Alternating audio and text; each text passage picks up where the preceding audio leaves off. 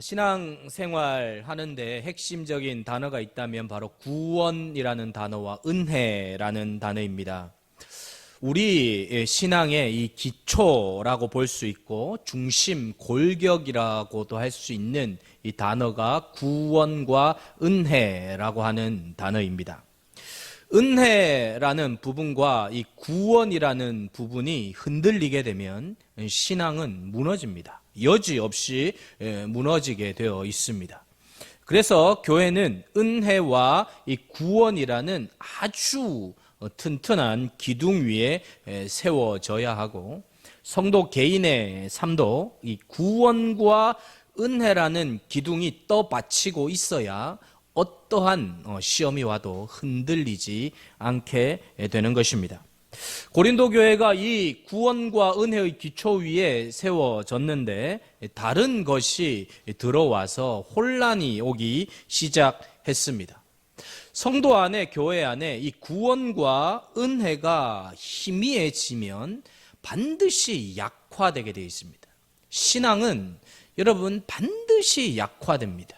근데 들어가 보면 구원과 은혜가 희미해져 있게 되는 것을 발견합니다. 우리는 자주 우리 자신에게 물어보아야 합니다. 나는 구원받은 백성 맞나? 나는 정말 이 땅에 지금 죽어도 천국 갈 수 있나? 라는 질문을 해보아야 합니다. 사랑하는 여러분, 신앙생활을 하다 보면 우리의 신앙의 기초가 흔들릴 때가 있습니다. 그럴 때마다 우리는 진지하게 서서 질문해야 합니다. 나는 지금 예수 그리스도 안에 있는가? 나는 지금 예수 안에 있는가? 오늘 바울은 이 고린도 교회의 안타까운 질문을 마음으로 권면을 하고 있습니다. 바울이 전하고자 하는 메시지의 핵심이 2절에 나오는데, 이 구원과 은혜라고 하는 단어를 바울은 사용하고 있습니다. 신앙의 키워드가 뭐냐? 구원과 은혜다라는 것입니다. 사실 여러분이 구원, 은혜 많이 들었어요. 그런데 이 구원과 은혜라는 단어를 간단하게 설명할 수 있는 단어가 아니라는 거죠. 우리가 구원이라고 이야기할 때 예수 믿고 구원받았다, 천국 간다라고 단순 논리로 이해할 수 있지만, 사실 여러분 이 구원이라는 이 단어 하나만 설명하려고 해도 창세기부터 계시록까지 모든 내용이 떠받치고 있고 설명하고 있는 내용이 바로 이 구원이라고 하는 이 진리인 것입니다. 구원은 이 단순히 그냥 죄 사함을 내가 받았다, 영생을 얻었다라고 하는 개념도 굉장히 큰 것이지만, 굉장히 광범위하고 더 깊고 풍성한 내용을 담고 있는 것이 구원입니다. 다시 말하면 재창조하시는 완전한 회복을 일으키는 것이 구원이라는 것입니다. 그러니까 우리가 그냥 일반적으로 생각하고 있는 것보다 훨씬 더 풍성한 것이 구원인 것이죠. 그 구원을 우리에게 안겨주시기 위해서 하신 것이 예수 그리스도를 이 땅으로 보낸 것만 우리가 쳐다보아도 하나님께서 행하신 것이 얼마나 위대하고 큰 것인가를 우리가 알게 되는 것입니다. 근데 이건 오직 은혜로 주어지는 것입니다. 구원은 하나님의 선물이고, 구원에 있어서 우리가 할 수 있는 일은 아무것도 없고, 오직 하나님 편에서 일방적으로 하나님께서 베풀어 놓으신 것을 우리가 믿음으로 반응하기만 하면 되는 거예요. 그래서 어떻게 구원을 얻느냐, 내가 어떻게 은혜를 받느냐, 우리의 인간의 말로 설명해 내기가 어려운 것입니다. 왜냐하면 그것은 우리의 편에서 이루어진 것이 아니라 하나님의 편에서 일방적으로 이루어진 것에 대하여 일어난 사건이기 때문에 우리가 할 수 있는 것이 아무것도 없습니다. 어떤 면에서 예수를 믿고 구원을 얻는 모든 과정들이 간단하게 보이지만, 사실 간단하지 않는 것은 하나님 편에서 모든 것들이 이루어진 것이기 때문에 우리의 편에서 뭔가 해야 될 것 같은 인간의 노력과 인간의 어떤 노력이 있어야 될 것이라고 생각하기 때문에 사실은 이 구원은 우리 편에서 할 수 있는 것은 아무것도 없고 하나님 편에서 이루어진 것들에 내가 정말 제대로 반응하기만 하면 그 은혜가 우리에게 터진다는 것입니다. 바울은 오늘 그래서 2절에서 이사야의 말씀을 인용하면서 보라라는 단어를 쓰고 있습니다. behold라는 단어인데 이것은 집중하여 쳐다보라는 거예요. 지금은 은혜 받을 만한 때요, 보라 지금은 구원의 날이다라고 하면서 구원과 은혜를 이야기하면서 보라 behold 집중하라는 거예요. 보라라는 거예요. 빵빠레를 울리면서 이제 새로운 시대가 확 마이크가 열리려고 확 열렸으니까 보라 behold 봐라고 하면서 문을 확 열어 제끼는 거예요. 문이 확 열리면서 봐 이러는 거예요. 별로 안 열린 것 같네요. behold 여러분, 그러니까 바울이 지금 쓰는 게 보라 이런 게 아니라 보라 하면서 구원과 은혜의 시대가 됐다 하면서 문을 확 열어 제끼면서 보라는 거예요. 보라는 거예요. 새로운 시대가 열렸으니까 보라는 거예요. 쳐다보라는 거예요. 여러분, 구약 시대만 하더라도 이 하나님의 은혜와 구원을 얻는다는 것은 어려운 것입니다. 제한적이에요. 하나님의 구원의 폐쇄성 때문이에요. 닫혀 있어요. 구약 시대는. 구약의 모든 사건을 보면 모든 게 상징적이죠. 실제보다 그림자들입니다. 여러분, 성전 제도라든가 제사 제도라든가 모든 것들은 다 그림자 역할을 했죠. 유월절에 어린 양을 문설주에 바르는 사건 모두가 예수 그리스도의 십자가의 사건을 예표한 거죠. 실제가 아니고 그림자였다는 것입니다. 그러니까 쉽게 말하면 구약 시대의 모든 일들은 어떤 면에서 숨은 그림 찾기예요. 자세히 보지 않으면 이해할 수 없는 그런 그림들이 많다는 거죠. 그러나 예수 그리스도가 오심으로 인한 모든 게 분명해졌어요. 구원의 사건이 명확해졌다는 거죠. 옛날에는 또 일부에게만 드러난 것이 제한적이었던 것이 이제는 모든 사람에게, 모든 민족에게 다 일어나게 되었다는 거예요. 그래서 구약시대는 아브라함을 택해서 창세기 12장에서 불러내시고 히브리 민족을 일으켜내시고 유대인이라고 하는 선택된 백성을 통하여서 구원의 복음을 드러내시는데 유대인들은 그 구원이 자기들에게만 있다라고 착각할 때가 있었던 거죠. 그러나 하나님의 계시가 점점 드러나면서 그것이 한 민족, 한 사람이 아니라 열방의 모든 나라 이방의 빛이 되도록 하시는 이 구원의 편만성이 나타나게 된 것입니다. 이제는 이 하나님의 은혜가, 하나님의 구원의 역사가 제한적으로 어떤 특정인에게만 임하는 것이 아니라 모든 자들에게 열려져 있다는 것을 표현하면서 신약 시대에 오면 바울은 어떻게 표현하는가 하면 이 은혜를 주신 것은 증량할 수 없는 그리스도의 풍성함이다라고 표현하고 있는 것입니다. 쉽게 이야기하면 전에는 가랑비가 살짝 뿌려지는 것 같은 그런 때였다면 신약 시대가 되면서 장마의 비가 폭포수와 같이 쏟아지는 것과 같다라는 거예요. 태풍을 동반한 이 장마가 오면 우산을 써도 소용없어요.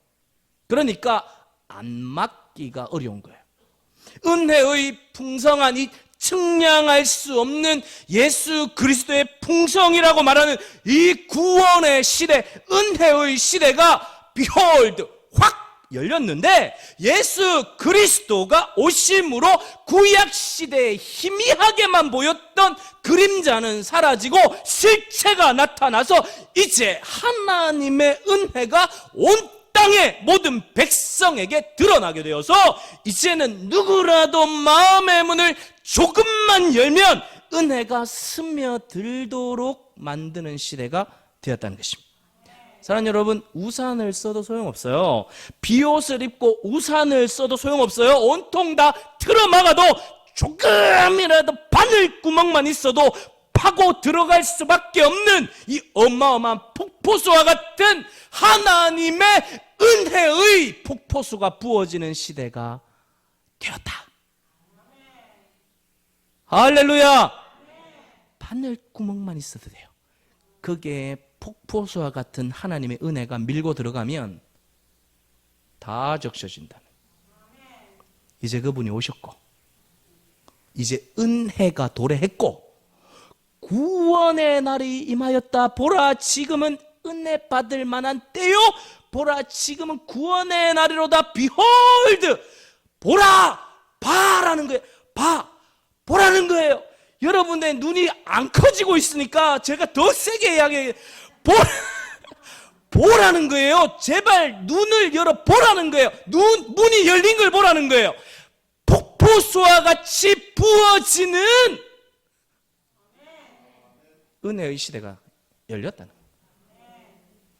그래서 여러분, 바울은 로마서 10장 13절에서 이렇게 이야기합니다. 로마서 10장 13절 시작. 누구든지 주의 이름을 부르는 자는 구원을 받으리라. 이방인이나 유대인이나 헬라인이나 누구나 남녀노소 종이나 자유자나 상관없이 누구든지 모든 사람들에게 모든 시대에 이제 하나님의 구원의 놀라운 은혜의 폭포수가 열렸다는 것입니다. 오늘 우리는 그러니까 그 시대를 살고 있는 거예요. 바울은 지금 그 주어진 기회를 그러니까 성도들이여 놓치지 말라는 거예요. 지금이라는 말은 당장 right now 구원과 은혜를 받는 일에 무슨 까닭이 있고 무슨 제한이 이제는 다 사라져 버렸다는 것이죠. 구약의 시대는 얼마나 까다롭고 제한적이었는지 몰라요. 하나님의 은혜의 문이 이제는 활짝 열려졌다는 거죠. 여러분, 물고기가 물 속에 있으면 물을 피할 수 있겠습니까? 피할 수가 없죠. 오늘 우리 시대가 바로 은혜의 물 속에 있는 시대예요. 하나님의 은혜의 바다가 출렁거리고 있는 시대가 바로 지금 이 시대라. 우리 예배 시간에 하나님의 은혜의 파도가 출렁거리고 있습니까? 아멘. 이렇게 해갖고는 출렁 안 거리고 있는데 출렁거리고 있습니까? 은혜의 파도가 예배 시간에 출렁거리는 거예요. 은혜의 시대이기 때문이에요. 그러니까 은혜를 못 받는 것이 기적이에요. 은혜를 안 받고 가는 분이 기적이에요. 은혜 안 받고 가시는 분은 정말 놀라운 분이 기네스북에 올라야 될 좀 있습니다. 여러분, 요한복음 1장 14절에서 이렇게 이야기하죠. 요한복음 1장 14절 시작. 말씀이 육신이 되어 우리 가운데 거하심에 우리가 그의 영광을 보니 아버지의 독생자의 영광이요 은혜와 진리가 충만하더라. 충만하더라. 말씀이 육신인데 우리 가운데 거하셨다는 거예요. 구약시대는 하나님께 당신이 무엇으로 나타내며 말씀으로 나타내죠. 선지자들을 통하여 하나님의 말씀을 증거하고 그 말씀으로 나타냈는데 그 증거한 말씀의 실체 대신 그 예수 그리스도가 이 땅에 오셨다. 그분이 이 땅에 오심을 은혜와 진리가 아멘 안 하니까 숨 넘어갈 때까지 그러니까 은혜가 충만하게 계속 넘친다. 그래서 누구든지 나를 본 자는 아버지를 봤다. 성부 하나님을 봤다는 거예요. 예수님을 지금 이 순간 만나면 천국에 계신 하나님을 그냥 지금 이 자리에서 느끼는 거예요. 그 예배는 쇼가 아니에요. 예배는 능력이에요. 권세예요. 그래서 교회는 반드시 예배가 살아있어야 돼요. 여러분, 구약만 보면 헷갈리죠? 드러나지 않아요. 무슨 말인지 몰라요. 신약 시대가 열리고 예수 그리스도가 오심으로 구약에 약속되었던 그 약속이 신약에 성취되고 오신 성령으로 말미암아 구약을 쳐다보니까 다 이해가 되는 거예요. 그러면서 바울이 그렇게 외치고 선포하는 것이죠. 고린도후서 5장 17절 시작. 그런즉 누구든지 그리스도 안에 있으면 새로운 피조물이라. 이전 것은 지나갔으니 보라 새 것이 되었다. 사랑하는 여러분, 이제 예수 그리스도 안에 있기만 하면, 오신 예수 그리스도로 말미암아 이제는 창세기에 일어났던 그 천지 창조의 역사가 우리 속에서 일어나서 새로운 피조물이 되어서 이전 것은 다 지나가고 보라 새로운 피조물, 완전히 근본적인 변화의 피조물, 근본적인 새로움의 피조물이 되어서 여러분 이 시대를 이기게 되고, 죄를 이기게 되고, 어둠의 영을 이기게 되고, 성령의 능력으로 시대를 바꾸고 새롭게 하는 부흥의 주역이 되고, 변화의 주역이 바로 세길 교회가 되고, 저 여러분이 되는 거예요. 옆에 사람하고 인사합시다. 당신 대단하시네요.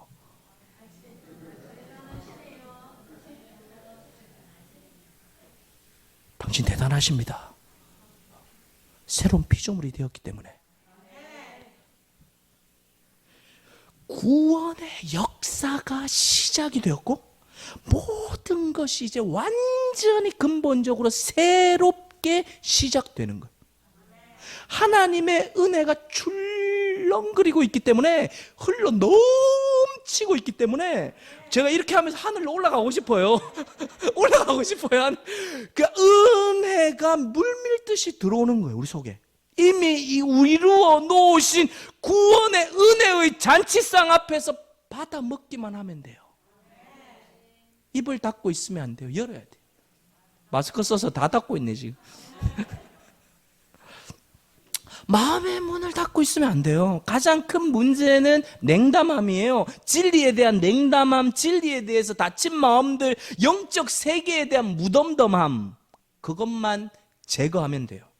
지금은 은혜의 시대고 구원의 날이기 때문에 조금이라도 진리에 대해서, 구원에 대해서 열기만 하면 하나님이 이 시간 밀고 들어가시는 거예요. 하나님이 밀고 들어가시는 거예요. 그러므로 오늘 여기서 바울이 말하려고 하는 것은, 보라 지금은 하는 말은 기회가 주어졌다는 거예요. 기회가 주어졌다는 건 다른 말로 이야기하면 기회는 곧 사라진다는 거예요. 기회가 왔다는 말은, 기회는 받아들이면 자기의 것이 되지만 기회는 언젠간 떠나간다는 거예요. 하나님의 구원이나 은혜의 시혜는 제한성이 있어요. 모든 것은 여러분 때가 있습니다. 전도서 3장 1절에 그래서 지혜자 솔로몬은 이렇게 이야기합니다. 시작. 범사에 기한이 있고 천하 만사가 다 때가 있나니. 때라는 말은 위급성, 시급성, 제한성, 긴박성, 이런 것들을 이야기하는 거예요. 바울의 서신서 안에는 늘 이 긴박성이, 왜요? 바울이 종말론적인 시각을 늘 가지고 있었기 때문이에요. 기회가 늘 주어지는 것이라면 기회라고 말할 수 없어요. 사랑하는 여러분, 끝도 없이 주어지는 기회란 없어요. 때란 한시성이 있는 것입니다. 그 때를 놓치면 끝이에요. 지금이 그때야 라는 말은 사랑과 함께 경고가 담겨 있는 거예요. 여러분, 우리는 하나님께서 사랑과 자비를 베푸시는 좋은 때를 지금 살고 있습니다. 그러나 언제 이 시간이 끝날지 몰라요. 그래서 역사적인 때로는, 개인적인 때로는, 환경적인 요소로 누구에게나 열려있지만 곧 사라질 수 있다는 거예요. 지금도 오늘 우리 주변도 마찬가지예요. 지금 나와 함께 하지만, 오늘 나와 함께 예배를 드리고 밥을 먹지만 그 사람이 나와 함께 할 수 없는 순간이 와요.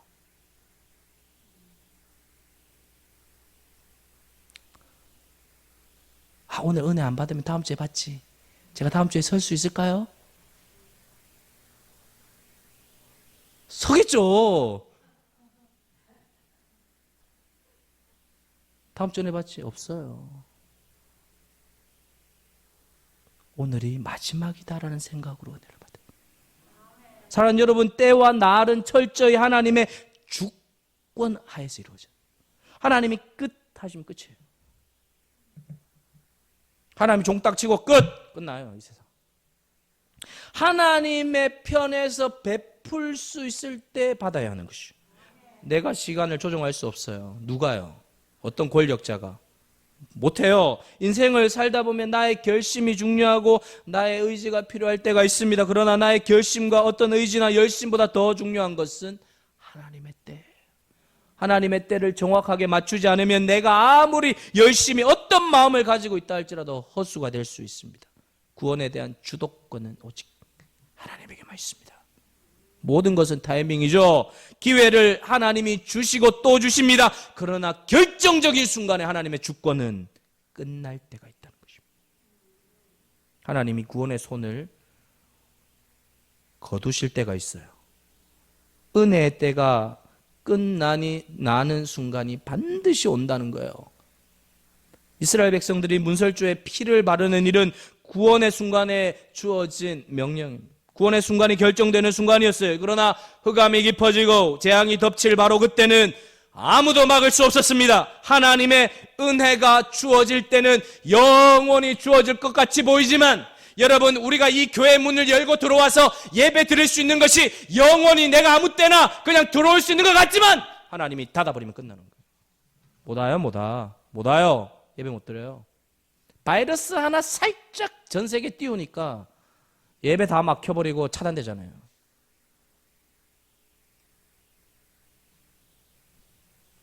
하나님의 은혜가 주어질 때는 영원히 지속될 것처럼 보이지만 그때가 지나면 황급히 몰아치는 아무도 저항할 수 없는 심판이 임한다는 거예요. 이걸 염두에 둬야 됩니다. 우리 노아 시대에 물로 심판하겠다고 주님께서 120년 동안 노아를 방주짓게 하셨습니다. 하나님의 인내가 얼마나 큰 것인가를 보여주는 것이죠. 우리는 어떤 때는 하나님이 너무 인내하셔서 아무 일도 일어날 것 같지 않은 답답함을 느낄 때도 있지만 그러나 때가 되면 맹렬하게 급하게 쏟아지는 종료시키는 하나님의 심판이 있다는 것을 꼭 기억하십시오. 우리는 지금 그런 시대를 살고 있어요. 문이 열려 있을 때는 영원히 열려 있을 것처럼 보이지만 한번 닫아버리면 그 문을 열 자가 없어요. 한번 닫으면 그 문을 열 자가 없어요. 설교학 교수님이 저에게 항상 이렇게 말했어요. 오늘 설교가 마지막이다고 생각하고 설교하라고 그랬어요. 제가 지금 마지막이다라고 생각하면서 설교하는 것 같습니까? 아멘. 이렇게 하는 거 보니까 별로 아니네. 마지막인 것 같습니까? 전 늘 그런 마음으로 해요. 오늘이 마지막이다라는 마음으로 복음을 전하고, 그래서 그것이 성도들에게 조금이라도 그 내면의 깊은 곳을 건드릴 수만 있다면 그의 인생은 바뀐다. 여러분, 제일 미련한 것이 내일로 미루는 거예요. 언젠가 다음에. 그것은 나의 영역이 아니죠. 사랑하는 여러분, 은혜를 다음에 그런 거 없어요. 어떤 학생이 신실하게 믿는, 예수님을 믿는 교수님에게 상담을 받고 이제 돌아가는 길에 그 교수님이 그 아이와 이야기를 하고 난 다음에 아이가 문을 열고 나가려고 할 때 교수님이 그 아이를 불렀습니다. 헤이 자네, 나는 자네가 예수님을 믿기를 원하네 라며 복음을 전했어요. 그 젊은 학생이 뒤를 돌아보면서 교수님이랑 이렇게 이야기했습니다. 교수님, 저는 너무 한창 때라 하고 싶은 것도 말고 즐기고 싶은 것도 너무 많아가지고 죽기 바로 직전에 예수님 믿고 천국 갈래요 그랬어요. 교수가 그 말을 듣고 굿 아이디어! 좋은 생각이네. 근데 학생 언제 죽을 줄 아나? 학생 언제 죽을 줄 알아? 그 학생은 구원을 전혀 이해하지 못하는 거예요. 사랑하는 성도 여러분, 인생이 무엇입니까? 나의 삶에 다가오는 때에 대한 반응이에요. 지혜가 뭡니까? 때를 아는 거예요. 통찰력이 무엇입니까? 때를 아는 것입니다. 성공이 무엇입니까? 때를 맞추는 것입니다. 인생은 때입니다. 때. 삶이란 선택이죠. 선택이 결정적인 것입니다. 그런데 가장 중요한 선택이란 때에 대한 선택입니다. 하나님의 백성들이 그 때를 아는 것입니다. 때에 반응하는 것입니다. 우리 주님은 늘 때를 의식하셨어요. 내 때가 이르지 아니하였다. 때가 참해. 우리 주님은 때에 따라 움직이셨죠. 제자들의 무지가 무엇입니까? 그들은 때에 대한 분별력이 전혀 없었어요. 마리아와 마르다 이야기를 주님께서 하십니다. 마리아가 주님의 발치에 있었던 것과 마르다가 접대하기 위해서 일을 했던 것 중에 어떤 것이 좋은 일인가를 따지는 것은 그렇게 지혜로운 모습이 아닙니다. 주님을 접대하기 위한 마르다의 행위가 나쁘다고 한 것은 아닙니다. 왜 마리아가 칭찬을 얻었습니까? 마리아는 지금 이 순간 가장 좋은 선택을 했기 때문입니다. 마태복음에 보면 10처녀의 비유가 있어요. 지혜로운 5처녀와 미련한 5처녀의 비유 차이가 무엇입니까? 미련한 5처녀도 기름을 준비했어요. 그런데 문제는 때가 너무 늦은 거예요. 때를 못 맞춘 거예요. 때와 연관성이 있습니다. 누가 은혜를 받습니까? 은혜를 받을 기회를 놓치지 않는 사람이거든요. 후회 지점을 가십시오. 틀림없이 대부분 때와 관련되어 있습니다. 사랑하는 여러분, 때가 지나도 괜찮은 거 있습니다.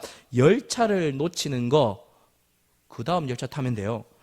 백화점 세일 지났다고 너무 억울해하지 마세요. 다시 또 와요.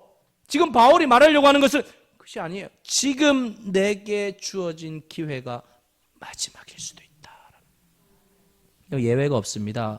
지금 주어진 이 기회가 오늘 지금 이 자리에 앉아있는 내 예배 자리가 마지막일 수도 있습니다. 때는 항상 있지 않아요. 그래서 은혜에 대해서 열려진 태도가 필요합니다. 구원의 역사에 대한 적극성이 필요하죠. 그래서 바울은 소극적인 태도의 마음을 갖고 있는 자들을 향하여 도전하는 것이 1절인데 1절에 보면 하나님의 은혜를 헛되이 받지 말라. 하나님의 은혜를 헛되이 받지 말라는 것은 무엇입니까? 하나님께서 구원을 주시기 위하여 독생자 예수를 보내시고 값비싼 대가를 지불하시고 기회를 주셨습니다. 그런데 은혜를 받아야 할 때 내가 은혜를 받지 못하면 그것처럼 엄청난 낭비는 없는 것입니다.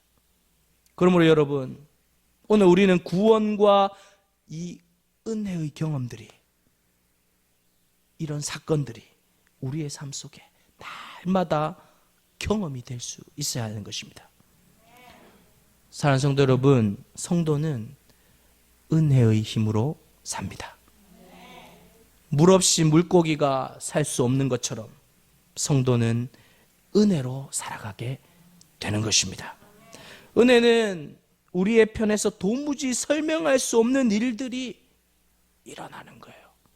우리의 실력과 우리의 어떤 능력이 아닌 하나님 편에서 일방적으로 베풀어 주시는, 설명할 수도 없고 이해할 수 없는 어마어마한 일들이 오늘 우리에게 일어나는 것입니다. 베드로는 개인적으로 보면 하나도 그의 인생에 그렇게 빛을 볼 만한 것이 없었습니다. 그가 살아갔던 과거를 보거나 예수의 제자로 부르심을 받아서 따라갔을 때 행동거지 하나하나를 보면 소망이 없는 사람이, 그럼에도 불구하고 하나님은 그를 하나님의 위대한 사도로 주역으로 세우십니다. 그럴 때 베드로는 베드로전서에서 그 하나님에 대하여 어떻게 표현합니까? 은혜의 하나님. 내 인생을 설명할 때 아무리 설명을 하려고 해도 설명할 길이 없는데 딱 하나예요. 은혜의 하나님 때문이라는 것입니다. 구약의 한 사람 한 사람을 보면 아브라함이든지 이삭이든지 야곱이든지 요셉이든지 모세든지 어떤 인물이든지 보십시오. 하나님의 은혜의 손길이 아니면 야곱이 어떻게 이스라엘이 될 수 있겠습니까? 하나님의 설명할 수 없는 오묘한 섭리의 역사들이 그들의 삶을 바꾸어 놓은 것입니다. 은혜의 힘인 줄 믿습니다. 은혜란 내가 예상하지 않았던 일들을 내가 상상할 수 없는 이상으로 베풀어 주시는 독특한 하나님의 손길입니다. 사랑하는 성도 여러분, 성도가 신앙생활할 때 힘들 때가 있습니다. 내 힘으로 하려고 하면 힘들어요. 시험 들죠. 바울은 자신의 인생을 고백할 때 나이에 다 된 것은 하나님의 은혜로다 라고 이야기합니다. 모든 것은 우리의 실력으로 되는 것이 아니라 하나님의 은혜로 종결되는 줄 믿습니다. 사랑하는 성도 여러분, 오늘 우리는 어느 때보다도 구원의 날, 은혜의 때를 살고 있습니다. 누구든지 반응하기만 하면 하나님의 그 은혜의 그 역사 안으로 들어가게 되는 것입니다. 오늘 이 시대가 구원의 때 은혜의 파도가 출렁거리는 시대 속에 우리가 살고 있고, 그 은혜를 저와 여러분이 넘치도록 맛봐야 할 줄 믿습니다. 구원의 날은 수식어가 아니라, 교리가 아니라 실제 다이나믹하게 현재 일어나고 있는 하나님의 놀라운 위대한 손길을 저와 여러분이 경험해야 할 줄 믿습니다. 하나님이 일하고 계시다는 것이죠. 구원이라는 단어 속에 깊이 배어진 의미를 우리가 다 이해할 수는 없지만, 하나님 우리의 모든 갈급과 궁핍과 절망과 모든 깨어짐들을 회복시키기에 충분한 은혜를 주님의 구원 속에 다 담겨놓고 있는 것입니다. 구원은 전적으로 일방적으로 주어지는 것이기 때문에 우리가 지금 이 자리에서 이 순간 믿음으로 받아들이면 되는 것입니다.